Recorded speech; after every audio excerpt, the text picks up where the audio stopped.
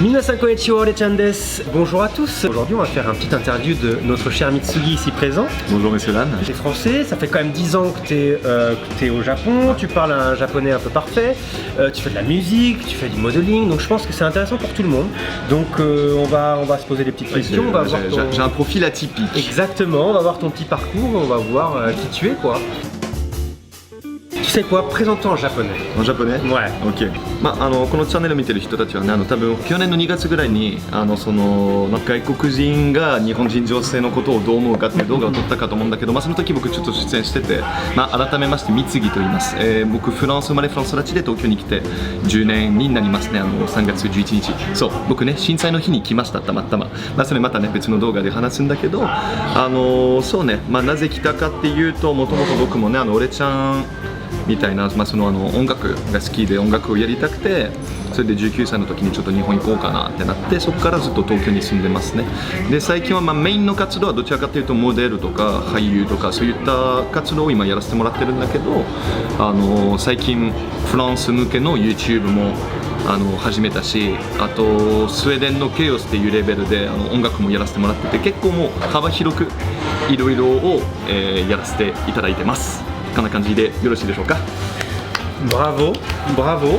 Et du coup, ça me permet d'enchaîner parfaitement sur ma première question. Vas-y. Il y a deux raisons. Petit, on m'a détecté de la surdouance. Okay. Donc j'ai une forme de surdouance. Donc j'ai une facilité d'apprentissage. Moi en fait j'ai eu la chance quand j'étais en France d'avoir des amis japonais. C'est vraiment à force de les écouter parler japonais. Moi je m'étais acheté quelques bouquins et j'ai pas beaucoup bossé mon japonais. Hein. Bizarrement, j'aime pas trop dire ça, mais c'est que j'étais pas tous les jours jusqu'à 5h du matin en train de bosser du japonais. Non, j'ai vraiment fait ça chill en fait. Et puis c'est vraiment en fait la communication. J'ai commencé à parler aux gens. Et puis quand je faisais une erreur, la plupart des japonais ils vont pas vous dire qu'on fait une erreur, mais par contre au bout d'un moment tu te rends compte que ce qu'ils disent et ce que tu dis c'est pas la même chose, et du coup voilà, c'est vraiment à force de parler que j'ai amélioré mon japonais. La plus grande chance que j'ai eue, et c'est ce qui m'a le plus aidé en venant au Japon, c'est d'avoir des amis japonais en France en fait. Une des choses qui m'a vraiment amené à vraiment aimer le Japon et qui m'a amené à venir au Japon par la suite, c'est la musique. Et découvrir le rock japonais, c'est ce qui m'a vraiment amené par la suite à vouloir aller au Japon quoi. Mon travail principal c'est modèle. Il faut savoir que j'ai pas été modèle tout de suite en arrivant. En venant au Japon, forcément on cherche un travail au départ. Tu peux pas vivre de la musique tout de suite en arrivant. Pas qu'on n'a pas ton talent, tu vois. Et du coup j'ai commencé, et au départ c'était vraiment, j'avais peut-être un boulot tous les 2 mois. J'étais dans une petite pub par-ci, un petit magazine par-là. Et du coup je travaillais je faisais d'autres petits boulots, j'ai des expériences dans des combini, j'ai travaillé dans des petits studios de répète pour les musiciens, j'ai fait pas mal de choses. Et petit à petit en fait les boulots de modèle ils ont commencé à s'accumuler et j'ai commencé à avoir limite plus de temps pour bosser, de faire le petit boulot à côté.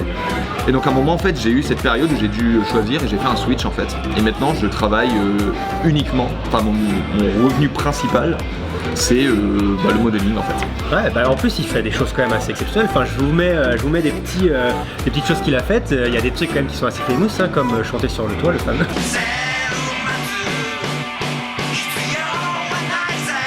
Ah ouais, c'est celui-là il est quand même partout.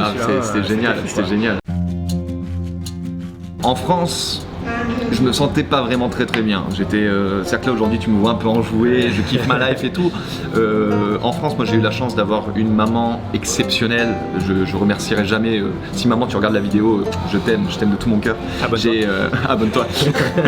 J'ai vécu beaucoup de bizutage. Je me sentais pas bien. Comment dire, je trouvais pas ma place. Tout ce que j'avais en fait, c'était la musique et cet amour inconditionnel pour le Japon que j'avais. C'est ça qui m'a vraiment poussé à aller vers le Japon. J'avais besoin de trouver autre chose en fait. Et c'est inexplicable. Je suis arrivé le jour du tremblement de terre, le 2011, le 11 mars 2011. Donc je suis arrivé pile ce jour-là, c'était par hasard. Je suis arrivé ce jour-là, mais voilà, c'était le chaos, mais par contre, je sais pas si c'était l'air, je sais pas si c'est les gens qui m'ont aidé sur place directement, la gentillesse des Japonais, ou je sais pas, mais j'ai ressenti un truc. À ce moment-là, je me suis dit waouh, je sais pas, ouais. je feel good, tu vois, ouais. je suis bien, je suis bien. Et pourtant, il m'arrivait de la merde après. Il m'arrivait des histoires, mais je vous les raconterai, mais c'est dingue. Malgré tout ça, il y a toujours eu un truc qui me disait mec, t'es bien ici en fait, t'es vraiment bien. Et après du coup, pour revenir à ce que tu dis, je suis arrivé jeune, je suis arrivé à 19 ans. Quand tu arrives à 19 ans, c'est à partir de là que tu rentres vraiment dans le monde adulte, c'est à partir de là que tu te construis. Et moi je me suis construit au Japon en fait, je me suis pas construit en France. C'est-à-dire que moi j'ai fini le lycée et directement j'ai pris un billet, je suis venu au Japon. Directement j'ai pris un appartement ici, j'ai rencontré des gens qui sont devenus mes amis certainement pour la vie ici. Mon travail que je fais aujourd'hui, mes amis, mes amours, tout ça en fait je l'ai construit ici au Japon. Et en fait, c'est dur à dire, mais pour moi aujourd'hui, à l'heure actuelle, là je vais sur mes 30 ans bientôt, 10 ans que je suis ici, le Japon c'est plus ma maison que la France aujourd'hui. C'est-à-dire que si je vais en France, j'ai l'impression d'aller en voyage en fait. Je ressens que quand j'arrive en France, je suis plus trop chez moi. Ouais, on est d'accord. Mais moi j'ai quand même un problème, et je sais pas si tu as le même, et je veux bien qu'on en parle, c'est que quand je suis au Japon, je me sens pas vraiment chez moi non plus, parce que en fait je trouve qu'au Japon, même si tu t'y sens bien, le monde te rappelle toujours, les Japonais te rappellent toujours que t'es pas japonais. Tu as toujours un peu cette barrière, même si tu parles bien le japonais, que t'es un gaijin, les gens ils te parlent anglais dans la rue parce qu'ils estiment pas que tu as parlé. Et même si tu parles parfaitement, moi j'ai entendu des gens, ça fait 15 ans qu'ils habitent là, ils parlent parfaitement japonais, ils ont intégré dans la culture, c'est toujours l'étranger, tu vois. Ouais. Et des fois je me dis, je me sens un peu, je bilan nulle part quoi. Ça c'est ultra intéressant. Je parle de moi, c'est très subjectif. Je renie pas ce que les gens disent. C'est vraiment moi ce que moi j'ai ressenti.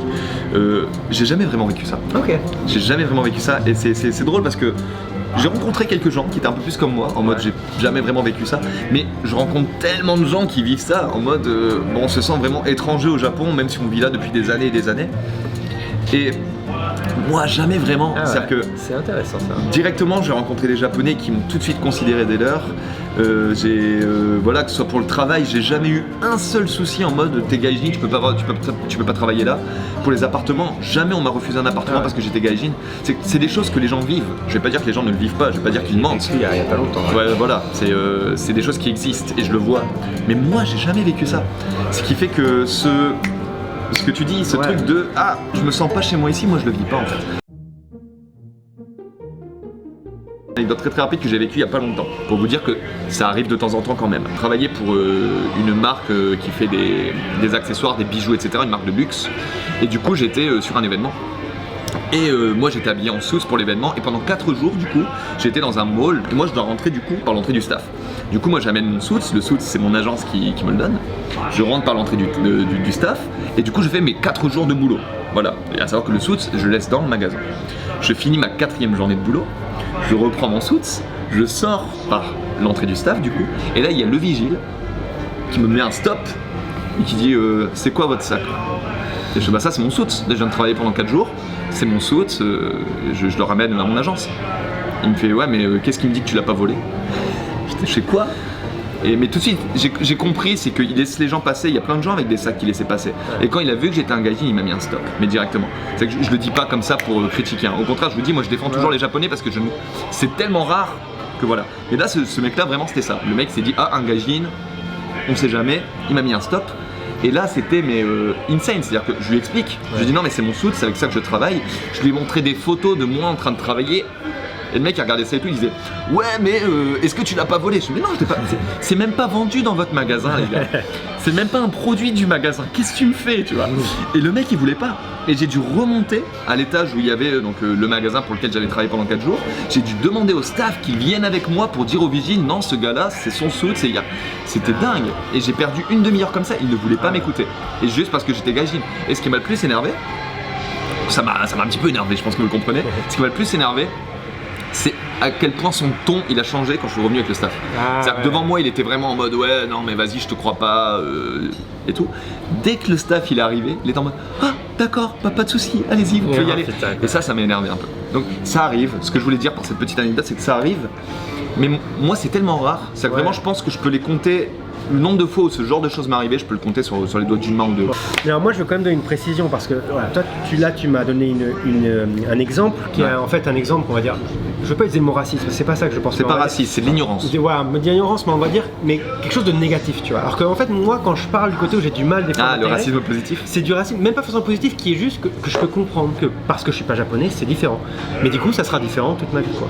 Toute ma vie ce sera un petit peu étranger. Donc c'est pas forcément négatif des fois, c'est juste que en effet effet, je ne suis pas japonais. Ouais. Et en effet, dans la vie de tous les jours, ça se voit. Parce que je suis pas japonais, quoi. Ok. Et il faut savoir que moi, beaucoup de japonais aussi m'ont toujours dit genre, non mais tu te rends pas compte comme en fait, on appelle ça la gaijin card en anglais, d'être gaijin au Japon, d'être étranger au Japon, en fait, c'est surtout positif en fait. Parce qu'en fait, on te donne beaucoup, on accepte beaucoup de choses de toi parce que t'es étranger. C'est vrai. Et en fait, si toi ça t'embête pas en fait juste d'être un peu différent, c'est pas mauvais en fait, parce que les gens sont très très gentils. Les gens, et puis moi j'ai entendu dire oui, mais ça c'est quand t'es en touriste, en fait quand tu vis vraiment, ils sont vraiment racistes toujours. Pas du tout ça, je suis pas du tout d'accord.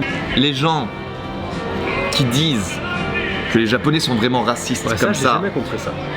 la plupart du temps, je vais pas cracher sur tout le monde. Il y a des gens qui ont vécu des trucs pas cool et tout. Mais vraiment, dans tous les gens que j'ai rencontrés en 10 ans qui disaient ça, c'est tous les gens qui ne respectaient pas le Japon. C'est les gens qui ne respectent pas les manières ici. C'est les gens qui vont parler à fond avec leur téléphone dans le train. C'est les gens qui vont traverser quand le feu est rouge. C'est les gens qui... Voilà, on est au Japon les mecs. Ouais. Au Japon, il y a des règles. Si vous n'êtes pas prêt de les respecter, vous attendez pas à ce que les Japonais vous parlent bien. Non, si vous faites... entre parenthèses, j'utilise un mot vulgaire, mais les connards de gaijin, il faut que vous vous attendiez à ce que les Japonais ils vous traitent comme des connards. Exactement. Si vous comprenez la culture japonaise et que vous faites en fonction, les Japonais vont être très gentils avec vous. Au contraire, ils vont dire waouh, le gars Kokujin, il connaît nos mœurs, il comprend un petit peu notre façon de vivre, de penser, et ils vont être tellement gentils avec vous. Donc voilà. C'est aussi une attitude parce que moi, ça veut pas dire que si tu respectes, enfin si tu fais quelque chose qui est pas comme eux ils attendent, ils vont d'un coup t'insulter.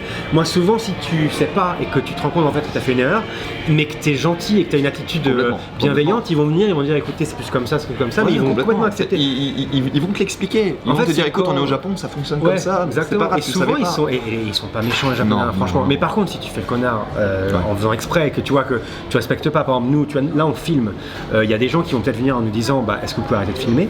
Moi je connais des gaijins, ils vont pas arrêter, tu vois. Ils vont se dire non mais c'est bon on s'en fout, on filme pas, et puis en fait ils vont se faire virer quoi. Ce qui est normal. Logan Paul c'est l'exemple parfait. Logan Paul c'est l'exemple parfait. Et évidemment, et en plus tu dis forcément à cause de ça il y a des gens ils vont avoir peur en fait. Et ce qui est normal, une peur des gaijins de genre putain mais est-ce que ça va bien se passer, est-ce qu'ils vont comprendre en fait comment ça se passe en France. C'est jamais en fait un racisme de genre on n'aime pas les blancs, on n'aime pas les étrangers, au contraire ils sont très intéressés tu vois. Mais voilà, moi quand je disais que des fois je me sens pas chez moi ici, c'est pas par rapport au racisme. C'est par rapport en fait qu'en fait t'es blanc, c'est différent. Même des fois ils sont trop gentils tu vois. Mais après ça tu vois, je vais dire un truc. Alors certes au Japon ça se voit peut-être un peu plus parce qu'on est quand même dans un pays où 99,9% de la population est japonaise forcément, donc en japonais on dit medatsu, comme on dit, on sort un peu du lot, on le voit facilement on va dire, mais je pense que c'est quelque chose qu'on vivrait un peu dans n'importe quel pays qui n'est pas le nôtre. Complètement, moi c'est juste ce que je pense. En fait le problème c'est qu'au Japon tu peux pas, il y a un problème aussi pas dans le faciès, mais ce que je veux dire c'est que les Japonais ils sont asiates quoi. En France, les Français ils sont asiates, ils sont blacks, ils sont blancs à tout. Au Japon, les Japonais ils sont asiates. Donc, c'est ce que je disais tout à l'heure par Medatsu, c'est voilà, on sort directement du lot, à ta tête, ils vont se repart. dire lui il est pas asiate, il est pas japonais, tu vois. もうこのメッセージはね、今から言うことは日本人に対して言うことなんでよく聞いてください。ありがとう。もうそれだけ。僕ねここ10年日本にいて本当の自分見つけた気がするしなんだろうすごいね。なんて言えばいいのかあんまりもう今言葉見つかんないけど、そもそも僕言いたいのがねすごい日本に来てすごい今幸せだしもう好きな仕事もできてて好きな人と出会って好きな友達もたくさんいてもうこんなに自分幸せになれるんだってフランスいた頃多分思えなかったのだからそうねもう日本に感謝してるし日本人のみんなに感謝してるしこれからもね日本で頑張っていきたいと思ってるしそうもう僕をこんな人間に変えてくれた日本にとても感謝です。それをもっとねこれからもみんなに伝えていきたいなと思ってます。こんな感じです。はい。Bah écoute Mitsugi, merci beaucoup aujourd'hui pour d'être venu pour c'est moi, merci de m'avoir eu dans ton émission autour d'un petit café qui est très bon d'ailleurs. Exactement, très sympa. Ouais, sympa. Et toujours pareil les amis, on s'abonne, on like, on partage, on commente, enfin vous connaissez le bail quoi. Et puis toujours pareil, il n'y a personne qui est abonné, vous êtes 95% à regarder cette chaîne et vous n'êtes pas abonné, donc faites-moi plaisir, abonnez-vous, ça va aider la chaîne, ça va nous aider. Voilà. Et si vous voulez pas vous abonner à sa chaîne, abonnez-vous à la mienne et voilà. Voilà, allez-y quoi, allez-y. Écoutez les amis, en tout cas merci d'avoir regardé, on se retrouve sûrement la semaine prochaine pour une nouvelle vidéo et ciao ciao, bye bye.